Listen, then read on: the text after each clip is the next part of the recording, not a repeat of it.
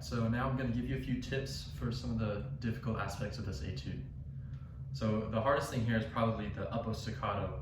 That might be a new technique to a lot of you. It's very difficult. I'm not super comfortable with it myself, but you have to be able to do it here. So what I think about is think about your right hand motion when you're in the upper half doing tremolo.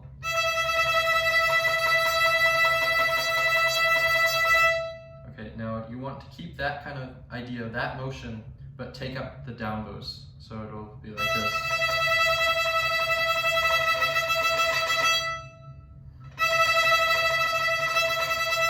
And you can go faster, slower, you need to work on it, but that's the idea. Now, to get it going, your arm really kind of has to go rigid, which is contrary to pretty much every other stroke on the violin. Usually when we relax, but here you actually need to tense up the arm a little bit. And then one other thing is really grasp the first note of the string of uppo notes. So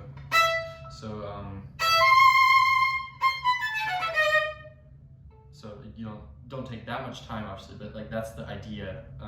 Almost like you're accenting the first, but not quite. So.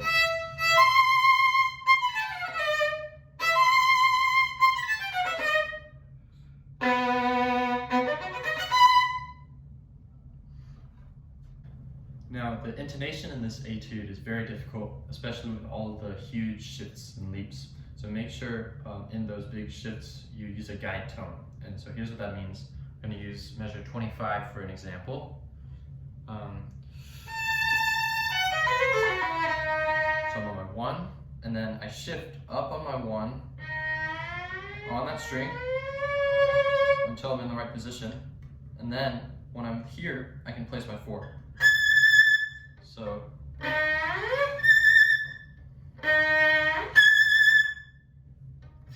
that's how you make those easier. It's still very difficult, but it makes it manageable. Another really hard part is the 16th note runs at the bottom of each page. Now these are really hard because it's a slow tempo and you have to fit so many notes into a single bow. So make sure you save bow. But also the intonation is very difficult, mainly because of the tenths. So look at measure 30 for example. So I'm kind of in a normal hand shape here, shift up to 3rd.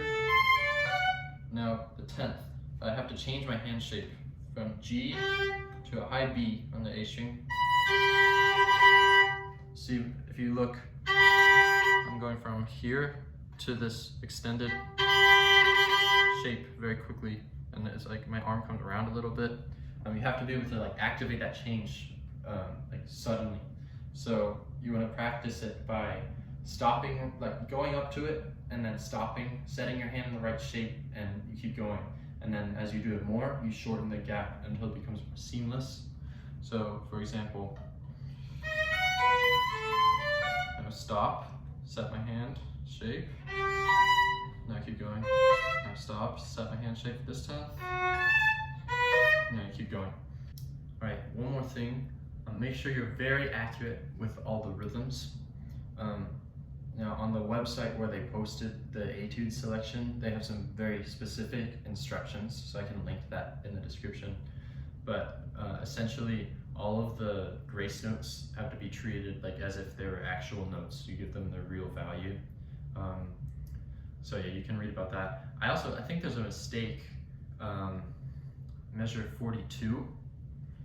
If you notice, there's that D trill. That's just a quarter, but I'm pretty sure it's supposed to be a dotted quarter. Look at measure 44, which is the E trill. The dotted quarter is like 1, 2, 3. I think the one before that, so measure 42, which is the same, it's like the same kind of thing.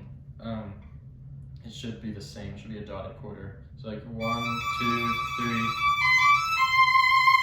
Because if not, that measures missing an 8th note. The rhythm's incorrect. They might post an errata about that. We'll see. So thanks so much for watching. I hope it was helpful. If you have questions, leave them in the comments. I'd be happy to help. And yeah, I'll be making some more all-state videos soon, so watch out for those. In the meantime, happy practicing.